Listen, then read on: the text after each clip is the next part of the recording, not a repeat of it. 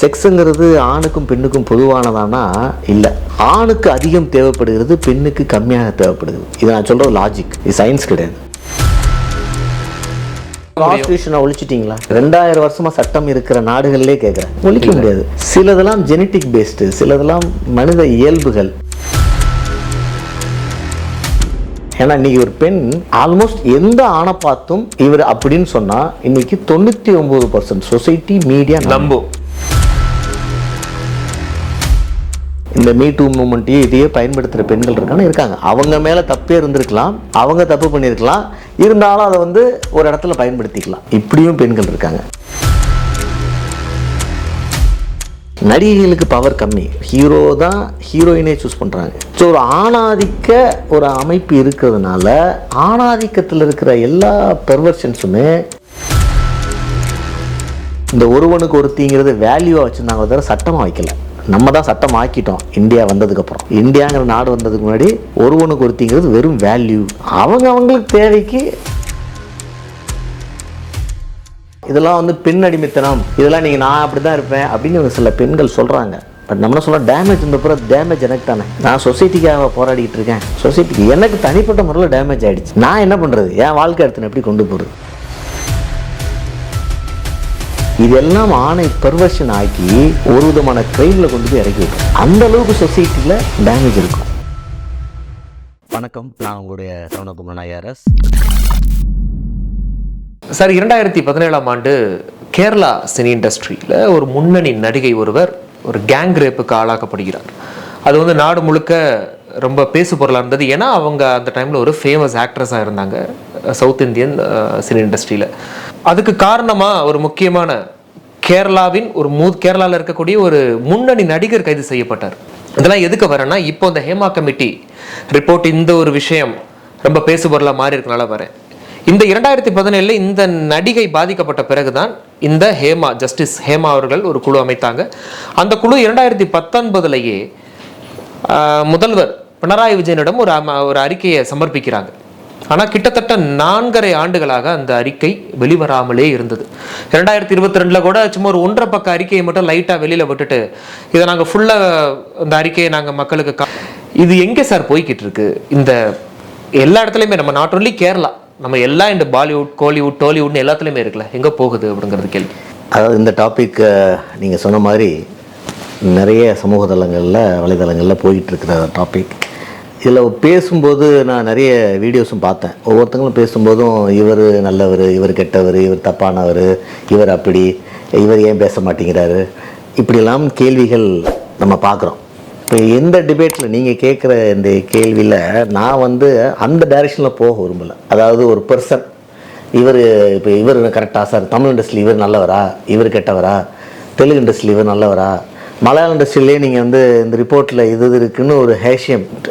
Sir, நான் வந்து இப்போ இன்றைக்கி இந்த உரையாடல் நான் என்ன சொல்ல நினைக்கிறேன்னா, இது எதனால் இந்த ப்ராப்ளம் இருக்குது, இது எப்படி அட்ரஸ் பண்ணுறது, அந்த மாரி வேணால் நம்ம பார்க்கலாம். ஏன்னா ஒரு அறிக்கையை வைத்து ஒரு ஜஸ்டிஸ்னால் ஒரு அறிக்கைங்கிறது அப்படின்னா அது ஒரு ஜுடிஷியல் ரிப்போர்ட் கிடையாது, ஒரு ஜட்ஜ்மெண்ட் கிடையாது. ஜட்ஜ்மெண்ட்டை 2 சைடு பார்ட்டியை பற்றியும் பாதிக்கப்பட்டவங்களை விசாரித்து அந்த தகவல் எடுத்து அந்த தகவலை வச்சு அந்த இதில் எந்த அளவு சரி, இது மாதிரி நிகழ்வுகளை தடுக்கிறதுக்கு என்ன மாதிரி அமைப்புகளை உருவாக்கலான்னு போட்டிருப்பாங்க. இதில் மற்றவங்களை பற்றி, விக்டிம்ஸ் பற்றி, ஏன்னா ரிப்போர்ட் இன்னும் வெளியே வராதனால மற்ற விக்டிம்ஸ் பற்றியோ அந்த விக்டிமுக்கான அந்த அக்ரஸரை பற்றியோ விஷயங்கள் இருக்குமா நம்மளுக்கு தெரில. அது இல்லாத பட்சத்தில் அதை பற்றி பேசுகிறது ஒரு சரியான விஷயம் இருக்குது. ஏன்னா இந்த பர்டிகுலர் விஷயம் இருக்கு இல்லையா, இந்த பெண் அப்படிங்கிற விஷயம் வந்து ரொம்பவே சென்சிட்டிவான சப்ஜெக்ட்டுங்க எப்பயுமே. ஏன்னா இன்றைக்கி ஒரு பெண் ஆல்மோஸ்ட் எந்த ஆணை பார்த்தும் இவர் அப்படின்னு சொன்னால் இன்றைக்கி 99% சொசைட்டி மீடியா நம்பும். நீங்கள் யாரை வேணாலும் கேரக்டர் அசாசினேட் பண்ணிடலாம். இல்லை, ஃபஸ்ட்டு அது ஒரு பாயிண்ட் நம்ம வச்சுக்கணும்.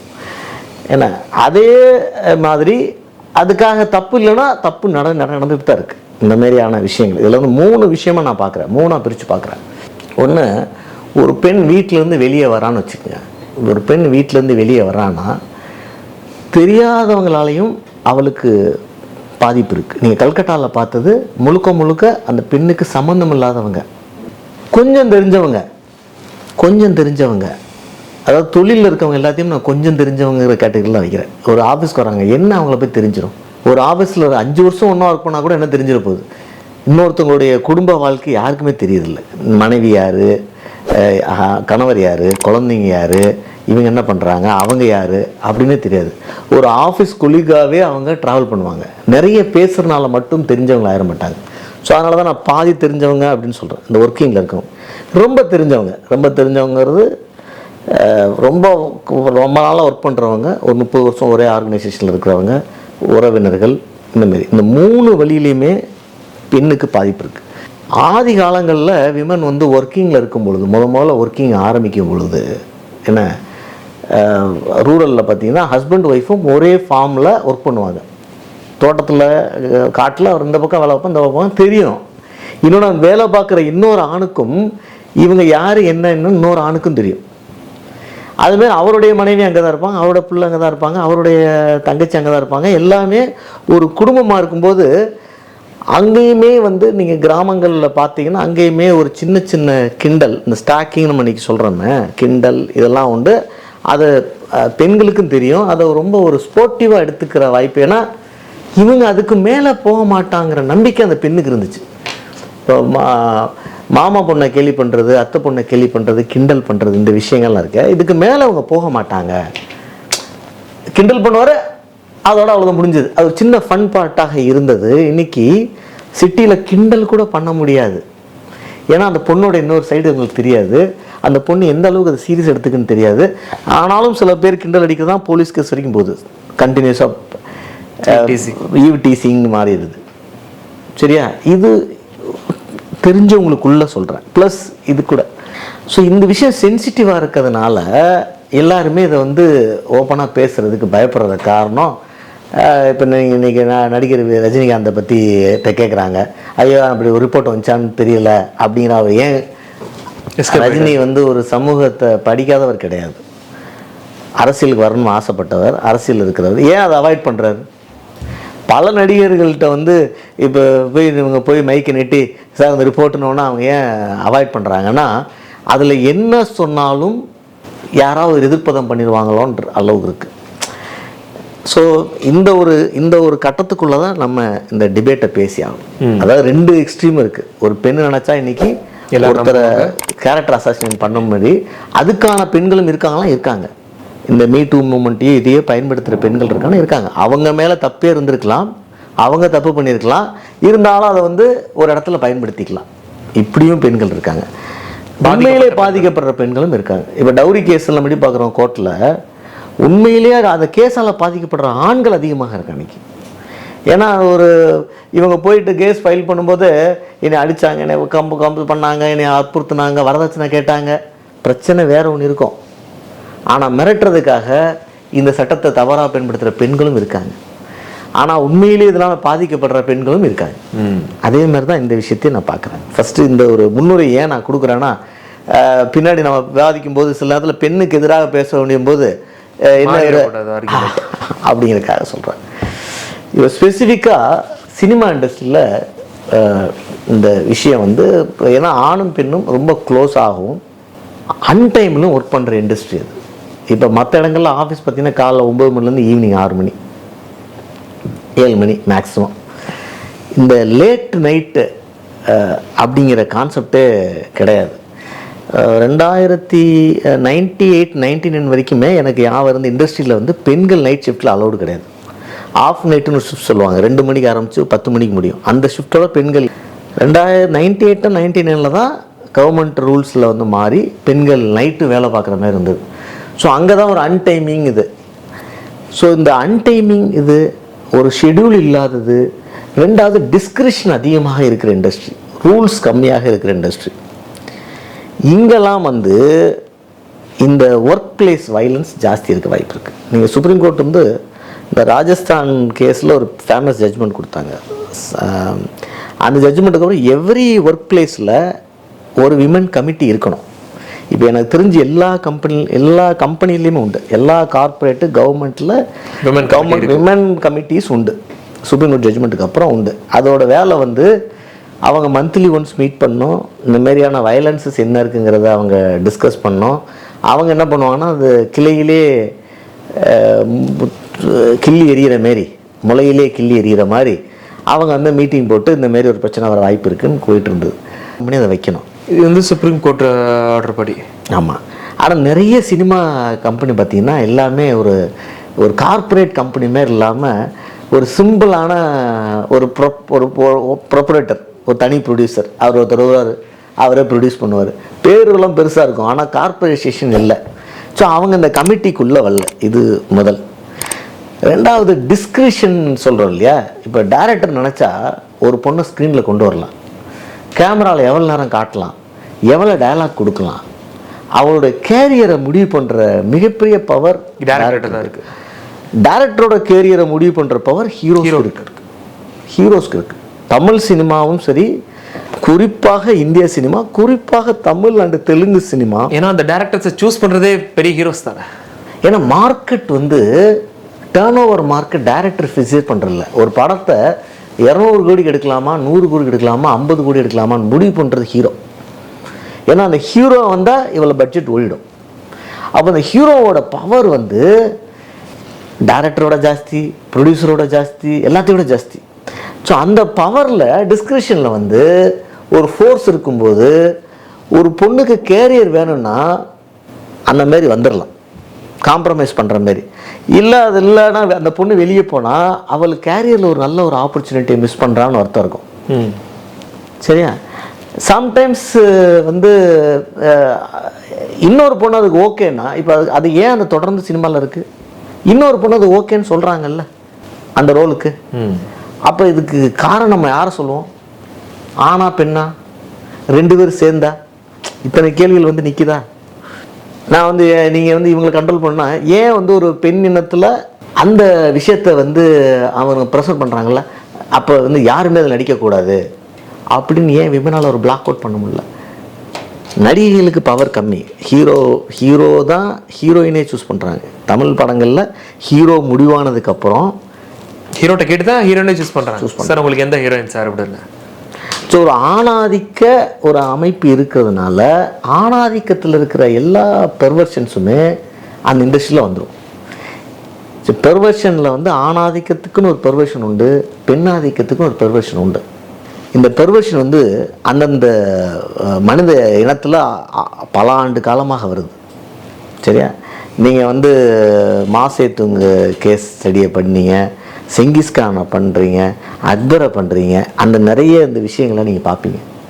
இது வந்து இந்த ஒரு கான்செப்ட்.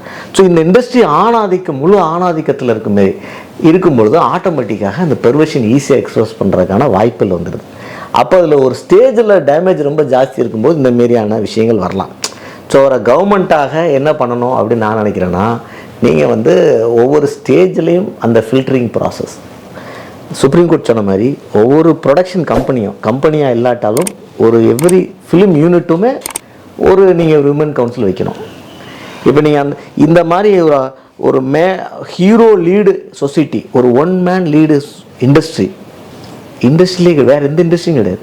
நீங்கள் கார்ப்பரேட் எடுங்க, அம்பானி, அதானி, இந்தமாரி பெரிய குரூப் கூட யாரும் டிக்டேட் பண்ண முடியாது.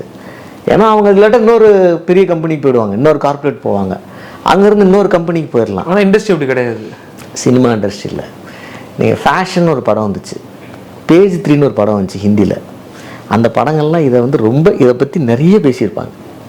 ஸோ அந்த பாலிவுட் வந்து இந்த விஷயங்களை தாண்டியதில்லை. அதில் தான் அங்கே தான் பெருசாகவே ஆரம்பிச்சு. அமெரிக்காவோட எல்லா பொலிட்டிக்கல் சீரீஸும் பாருங்கள், அமெரிக்காவோட எல்லா பொலிட்டிக்கல் சீரீஸ் பார்த்தீங்கன்னா இந்த விஷயம் வரும். இது ஆண்டாண்டு காலங்களுக்கு முன்னாடி ஆரம்பித்த பஞ்சாயத்து. அதாவது எப்போ வந்து ஒரு சில பெண்கள் இதை தவறாக பயன்படுத்த முனைகிறாங்களோ ஆரம்பத்தில், இது வந்து கொஞ்சம் ஃபிலாசபி. இது எப்படி ஃபிலாசபின்னு சொல்கிறோன்னா, செக்ஸுங்கிறது ஆணுக்கும் பெண்ணுக்கும் பொதுவானதானா? இல்லை. ஆணுக்கு அதிகம் தேவைப்படுகிறது, பெண்ணுக்கு கம்மியாக தேவைப்படுகிறது. இது நான் சொல்கிறது லாஜிக், இது சயின்ஸ் கிடையாது. ஏன்னா இதில் வந்து நாங்கள் தான் ஒரு லாஜிக், இன்னொரு லாஜிக், என்னோடய குரு சொன்ன லாஜிக் சொல்கிறேன். ஆணுக்கு அதிகம் தேவைப்படுகிறது, பெண்ணுக்கு கம்மியாக தேவைப்படுது. அப்போ பெண் இந்த அதிகமான தேவையை உணர்ந்து வரலாற்று காலங்கள்லேருந்து ப்ராஸ்டியூஷன் வந்து பெண்கள் சைடில் அதிகமாக இருக்குது. 90% பெண்கள் சைடில், 10% ஆண்கள் சைடில் ப்ராஸ்டியூஷன். ஏன் வந்து பெண்ணுக்கு தேவை இல்லையா? தேவை இருந்தால் ஆண் சைடு ப்ராஸ்டியூட் கூடியிருக்கும். அப்போ எங்கே அதிகமாக கூடுது? பெண்கள் சைடில் 90% இருக்கிறனால தான். ஏன்னா அது ஆணுக்கு தேவை அதிகமாக இருக்கிறது. ஏன் ஆணுக்கு தேவை அதிகமாக இருக்கிறது, பெண்ணுக்கு தேவை கம்மியாக இருக்கிறது அப்படின்னா, இந்த செக்ஸில் ஜெனட்டிக்ஸ் வந்து நின்றோம். சரி, ஆணுக்கு எல்லாத்துக்கும் சமமாக தேவையாக இருக்குன்னா அதில் ஒரு ஜெனட்டிக் டிஃப்ரென்ஸ் இருக்குதுன்னு லாஜிக் சொல்கிறாங்க. என்ன லாஜிக்னா, இந்த ப்ளூ ரெட்டுன்னு ரெண்டாக பிரிப்பாங்க. ஒரு 10% ஆண்கள், கிருஷ்ண பரமாத்மா ப்ளூ, அதுக்காக அந்த ப்ளூ நினச்சிக்காதீங்க. 10% ஆண்களுக்கு வந்து அதிகமான ஒரு பால் உணர்வும், ஒரு 10% ஆண்களுக்கு சுத்தம் கம்மியான பால் உணர்வும். ஆனால் இந்த என்டையர் மேல் செக்மெண்ட்டே ஃபீமேலோட ஜாஸ்தி தான். ஸோ லாஜிக் என்ன? அந்த பக்கம் 10 ப்ளூவும் இந்த பக்கம் ரெட்டும். விப்கியரில் 2 சைடு இருக்கா, ப்ளூ ரெட்டு, நடுவில் எல்லா கலர் இருக்குது. ஆனால் அந்த எக்ஸ்ட்ரீம் இருக்கான் பாருங்க, இவனுக்கு சரியான அந்த விஷயங்கள். இப்போ எப்படி சாப்பிட்ற மாரிங்க, நீங்கள் 3 இட்லி சாப்பிடுவீங்க, நான் 4 இட்லி சாப்பிடுவேன், ஒருத்தர் 5 இட்லி சாப்பிடுவேன், ஒருத்தர் 8 இட்லி சாப்பிட்றாரு. இது அதிகமாக சாப்பிட்றது குற்றமா, கம்மியாக சாப்பிட்றது தப்பானா? இல்லை. இதை ஒவ்வொரு மதங்களும் ஒவ்வொரு மாதிரி ஹேண்டில் பண்ணியிருக்கு. இன்ஃபேக்ட் இந்து மதத்தில் அதனாலேயே இந்த ஒருவனுக்கு ஒருத்திங்கிறது வேல்யூவாக வச்சுருந்தாங்க, தவிர சட்டமாக வைக்கல. நம்ம தான் சட்டம் ஆக்கிட்டோம் இந்தியா வந்ததுக்கப்புறம். இந்தியாங்கிற நாடு வந்ததுக்கு முன்னாடி ஒருவனுக்கு ஒருத்திங்கிறது வெறும் வேல்யூ. அவங்களுக்கு தேவைக்கு 3 மனைவி 4 மனைவி 5 மனைவி வரைக்கும் வச்சுட்டு இருந்தான் ராஜாக்கள்ல. மனைவிகளில் லிமிட் இல்லை, கணவர்களுமே லிமிட் இல்லை. ஏன்னா பெண்கள்லையும் ப்ளூ பெண்கள் உண்டு, பர்சன்டேஜ் கம்மி. ஆனால் இந்த என்டையர் செக்மெண்ட்டே கீழே, ஆணுக்கு கீழே அப்படி வச்சுக்கோங்க. பெண்களில் ரெட்டும் உண்டு. இப்போ ஒரு ப்ளூ ஆணும் ரெட் பெண்ணும் சந்திக்கிற ஒரு சுச்சுவேஷன் வரும்போது தான் இந்த பெர்வர்ஷன் அதிகமாக பிரச்சனையை உண்டு பண்ணுது. ஏன்னா அந்த பொண்ணுக்கு சுத்தமாக பிடிக்காது, தேவையில்லை. ஆனால் அவனுக்கு அதிக தேவை, அந்த ஆணுக்கு அதிக தேவை. இதனால தான் அங்கங்கே இது போன்ற வன்முறைகள். இதில் அந்த ப்ளூ ஆண்களுக்கு சைக்காலஜிஸ்ட் மேபி அவங்க கிளாரிஃபை பண்ணலாம் ஃபர்தராக. இந்த லாஜிக் அவங்க தான் சொல்லணும். இதெல்லாம் சயின்ஸில் ப்ரூவ் ஆகாத விஷயங்கள் தான். ஒன்று, ஒரு பசி இருக்கும்போது மனுஷன் தன்னோட எல்லா குணங்களும் இழக்கிறான்னு நம்ம சொல்லுவோம். வள்ளலார் சொல்லுவார், பசி வந்தால் 10ம் பறந்து போகுது அப்படிங்கிற. அதனால தான் சாப்பாடு போனார். அதுமாரி இந்த எமோஷன் இருக்கு இல்லையா, செக்ஸுங்கிற எமோஷன்லையுமே அந்த பசி இருக்கும் பொழுது தவறான ஒரு பெர்வர்ஷன் வந்துருச்சுன்னு வச்சிங்களேன். அந்த பெர்வர்ஷன் எங்கே எக்ஸ்ப்ரெஸ் ஆகுன்னு தெரியாது. அந்த பெர்வர்ஷன் வந்து ஒரு ராங் டைமில் எக்ஸ்ப்ரெஸ் ஆகும், ஒரு அன்டைமில், ஒரு ஒரு அன்ப்ரொடக்டிவ் பிளேஸில். ஒரு பெண் வந்து தனியாக மாட்டிட்டானா அந்த இடத்துல எக்ஸ்ப்ரெஸ் ஆகிடுது, அங்கே ஒரு க்ரைம் ஆகிடுது. இப்போ அதனால தான் நம்ம எல்லாம் சொசைட்டியில் என்ன சொல்கிறோம், பெண்களை வந்து அன்டைமில் போகாதீங்க, ட்ரெஸ்ஸு கோடு கரெக்டாக போடுங்க. ஒரு அன்ப்ரொடக்டிவான பிளேஸில் போய், பார்ட்டியில் போய் ஒரு அண்டர் லிக்கரில் இருக்கிற ஒரு குரூப்போடு இருந்து அந்த பொண்ணு திடீர்னு தனியாக விடப்பட்டால் அந்த நேரத்தில் ஒரு டேமேஜ். அதுக்கப்புறம் நம்ம social right, human right, law, system, அந்த பையனோட வாழ்க்கை அழிக்க முடிஞ்சிடும். இன்றைக்கி இருக்க போஸ்கோ சட்டங்கள்லாம் வெளியே வர முடியாது. அதுக்கப்புறம் வந்தாலும் அவனுக்கு ஒரு கேரியரோ லைஃபோ அமைய போகிறதில்ல 99%. சரியா? பட் இருந்தாலும் நம்ம ஏன் அதெல்லாம் சொல்கிறோம், இதெல்லாம் வந்து பெண் அடிமைத்தனம், இதெல்லாம் நீங்கள் நான் அப்படி தான் இருப்பேன் அப்படின்னு சில பெண்கள் சொல்கிறாங்க. பட் நம்ம என்ன சொல்கிறோம், டேமேஜ் இந்த பூரா டேமேஜ் எனக்கு தானே. நான் சொசைட்டிக்காக போராடிக்கிட்டு இருக்கேன், சொசைட்டிக்கு எனக்கு தனிப்பட்ட முறையில் டேமேஜ் ஆகிடுச்சு, நான் என்ன பண்ணுறது, என் வாழ்க்கை இடத்துல எப்படி கொண்டு போகிறது, இந்த கேள்விக்குறி வந்து நின்றுது. ஸோ இந்த பெர்வர்ஷன் ஆணுக்கு இருக்க பெர்வர்ஷன் இன்னைக்கு சொசைட்டியில் நான் சாலிடாக சொல்லுவேன் ஹையஸ்ட். இன்னும் 20 வருஷம் கழிச்சு இதை விட பல மடங்கு அதிகரிக்கான வாய்ப்பு இருக்குது. ஏன்னா வஸ்துக்கள், போதை வஸ்துக்கள், லிக்கருக்கு அண்ணா பின்னான் இருக்குது, கல்யாணங்கள் டிலே பண்ணி பண்ணுறாங்க, ஃப்ரஸ்ட்ரேட்டடு, இந்த இந்த ரிலேஷன்ஷிப்பில் வேல்யூஸில் ரொம்ப கம்மியாகிடுச்சு, டிரான்சிஷனில். இதெல்லாம் ஆணை பெர்வர்ஷன் ஆக்கி ஒரு விதமான க்ரைமில் கொண்டு போய் இறக்கி விட்ரும். அந்தளவுக்கு சொசைட்டியில் டேமேஜ் இருக்கும். சரியா? ஸோ இது வந்து நான் வந்து ஒரு ஹையஸ்ட் எக்ஸ்ட்ரீம் ஃபார்மாக பார்க்குறேன். சரியா? இது வந்து முழுக்க தெரியாத போது, அந்த பெண் தெரியாத போது அது பெர்வர்ஷன் முழுசாக காட்டுது. பெண் தெரிஞ்ச பொழுது இந்த மாரியான நீங்கள் சினிமா இண்டஸ்ட்ரியில் இருக்கிற விஷயங்கள், நம்ம அந்த கதைகளை, இந்த செய்திகள்லாம் பார்க்கும்போது அவன் வந்து ஒரு பெர்வர்ட்டாக தான் இருக்கான். ஒரு பெண் பிடிக்கலை, இதில் என்ன பாதிக்கப்படுது பாருங்கள். சரி, சினிமா இண்டஸ்ட்ரியில் ஒரு ஹீரோ இருக்கார், இன்னொரு ஹீரோயின் இருக்காங்க. அவங்க வந்து கல்யாணம் பண்ணிக்கிறாங்க. அவங்க இப்போ ஒரு பாப்புலர் நடிகர், எனக்கும் பிடித்த நடிகர், அவர் கல்யாணம் பண்ணது இன்னொருத்தரோட மனைவியை. நான் சொல்கிறது 50-60 சொல்கிறேன். ஏன்னா ஒரு படத்தில் நடிக்கிறாங்க, 2 பேருக்கு காதல் வருது, காதலிச்சு கல்யாணம் பண்ணிட்டாங்க. இப்போ அந்த பொண்ணு வந்து ஆல்ரெடி இந்த படத்தில் ஹீரோயின் நடிக்கும்போதே மனைவி. அந்த காலத்தில் ஹீரோயின் பாருங்கள், கல்யாணம் பண்ண பிறகு ஹீரோயின் நடிச்சிருக்காங்க, இன்றைக்கி நடிக்க முடியாது. ஏன்னா ஆனால் அந்த பழக்கத்தில் மனைவி வேறாங்க. இது நீங்கள் இப்போ இதில் பார்வைகள் இல்லாமல், பேசுறது இல்லாமல், எஃபோர்ட் இல்லாமல், அட்டெம்ப்ட் இல்லாமல் இதெல்லாம் நடந்திருக்குமா? கல்யாணம் வந்திருக்குமா? காதல் வந்திருக்குமா? அப்போ 2 மனங்கள் ஒத்து போகும்போது அது சரியாயிருது. ஒத்து போகாத ஒரு பெண்ணை ஒருத்தர் ஒரு இயக்குனரோ ஒரு நடிகரோ வலுக்கட்டாயம் இழுக்கும் பொழுது அது கிரைம் ஆகுது. இவன் என்ன நினச்சிட்டு இதை வந்து இப்போ வந்து செட்டப், நீங்கள் ஸ்ட்ரக்சர் மோசமாக இருக்குது. சொசைட்டியோட பேஸில் நான் சொன்ன பர்வர்ஷன் நிறையா இருக்குது. இந்த இண்டஸ்ட்ரியில், இந்த சினிமா இண்டஸ்ட்ரியில் ஒரு ஆணாதிக்கம், ஹீரோ ஓரியன்ட் இண்டஸ்ட்ரினால ஃபுல் பவர் ஆண்கிட்ட இருக்குது, பெண்கள்கிட்ட பவரே இல்லை. சரியா? இது 2வது. இதுக்கு மேலே இருக்கிற சோசியல் லைஃப்பில் இந்த பஞ்சாயத்தில் இருக்கும். அப்போ இதுக்கு ரொம்ப ஆக்டிவாக செயல்பட வேண்டியது நடிகர் சங்கங்கள் ஒரு விமன் செல் வைக்கணும். தொடர்ந்து மாதம் அதை உட்கார பேசணும். ஒவ்வொரு சினிமா கம்பெனியும் ஒரு இது வைக்கணும், ஒரு விமன் செல் வைக்கணும், சேஃப்டி செல் வைக்கணும். இந்த ஃபெடரேஷன் நம்ம கவர்மெண்ட்டுமே வந்து ஸ்டேட் கவர்மெண்ட்டு சென்ட்ரல் கவர்மெண்ட்டுமே ஃபிலிம் இண்டஸ்ட்ரீஸில் ஒரு இது வைக்கணும். இத்தனை அசோசியேஷன் இருக்குது. பெப்சின்னு ஒரு பவர்ஃபுல் அசோசியேஷன், அப்புறம் ஃபெட்னானது ஒன்று இருக்குது, ப்ரொடியூசர்ஸ் இருக்குது. இத்தனை இருந்து ஒரே நாளில் 25 கம்ப்ளைண்ட் வர அளவுன்னு என்ன அர்த்தம்? அது யார் மேலே நம்பிக்கை இல்லைன்னு அர்த்தம். அப்போனா நீங்கள் சொன்ன அந்தந்த ஒவ்வொரு ஆர்கனைசேஷனில் இருக்கிறவங்களும், நான் முதல்ல சொல்லிட்டேனே இருக்காங்க. இதில் இந்த பெண்கள் வந்து யாரை சொன்னாலும், இப்போ உங்களை சொன்னாலும் நீங்களும் அவுட்டு, நானும் அவுட்டு. ஏன்னா இன்னைக்கு சொசைட்டி வந்து இருக்கலாம் அப்படின்னு பார்க்கக்கூடிய ஒரு ஒரு காலகட்டத்தில் இன்றைக்கி இருக்கோம். களி முத்திருச்சுன்னு சொல்கிறோம்ல அதுமாரி. ஸோ தவறாக இதை பயன்படுத்துகிற பெண்களும் இருக்காங்க, பாதிக்கப்படுற பெண்களும் இருக்காங்க. நம்ம பாதிக்கப்படுற பெண்களுக்காக பேசுகிறோம். அந்த பெண்ணுக்கு அந்த ப்ரொஃபஷனில் ஃப்ரீடாக இருக்கணும். ஆனால் கண்டிப்பாக நான் வந்து ஒரு உறுதிட்டு சொல்லலாம், அந்த இண்டஸ்ட்ரியில் எல்லா இண்டஸ்ட்ரியிலையுமே ஆப்பர்ச்சுனிட்டிக்கு மெரிட்டு, எப்பயுமே வளர்ச்சிக்கு ஆப்பர்ச்சுனிட்டிக்கு மெரிட் ஒரு காரணம். மெரிட்டுங்கிற ஒரு விஷயம் எப்பயுமே உண்டு தான்.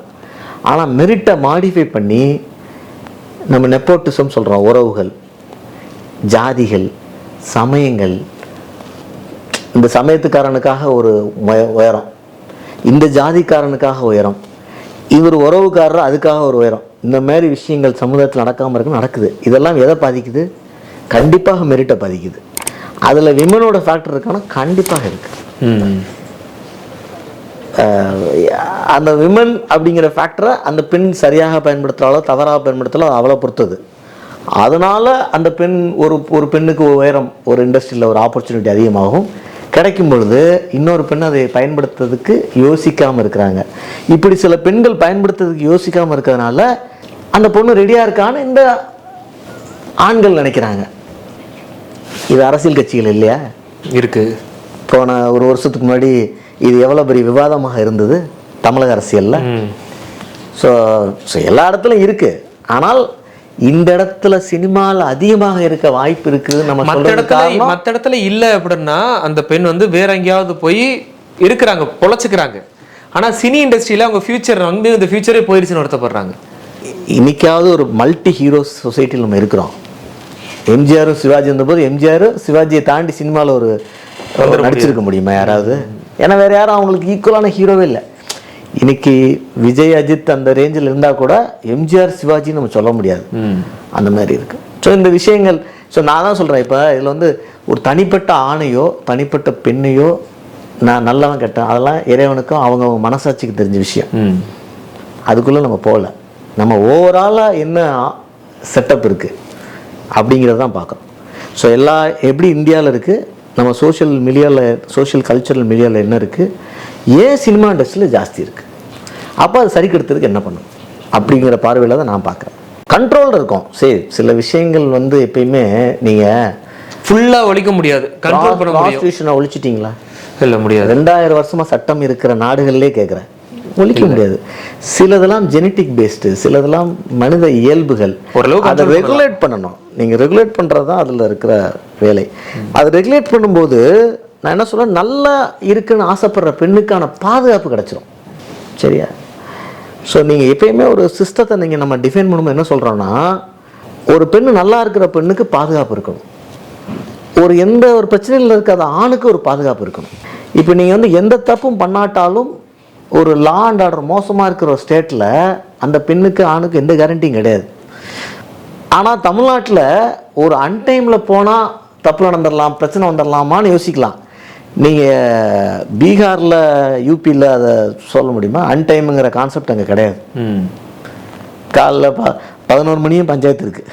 ஆமாம், சரியா? ஸோ என்ன சொல்கிறேன்னா, நம்மளுடைய ஒரு அரசாங்கத்தோட வேலை, சமூகத்தோட வேலை, ஒரு நல்ல அந்த ப்ரொஃபஷனில் மெரிட்டில் ஒர்க் பண்ண ஆசைப்படக்கூடிய பொண்ணுக்கு எல்லா வாய்ப்பும் ஒரு பாதுகாப்பும் நம்ம கொடுக்கணும்.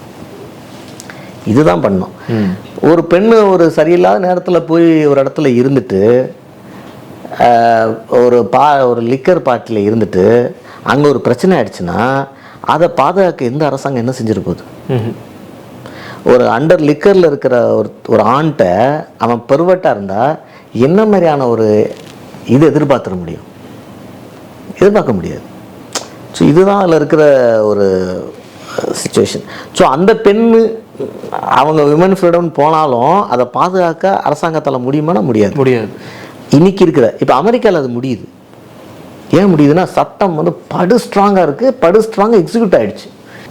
அங்கே வேறு விதமான தவறுகள் இருக்கு. ஆனால் இந்த விஷயத்தில் ரொம்பவே ஸ்ட்ரிக்ட் ஆகிட்டாங்க.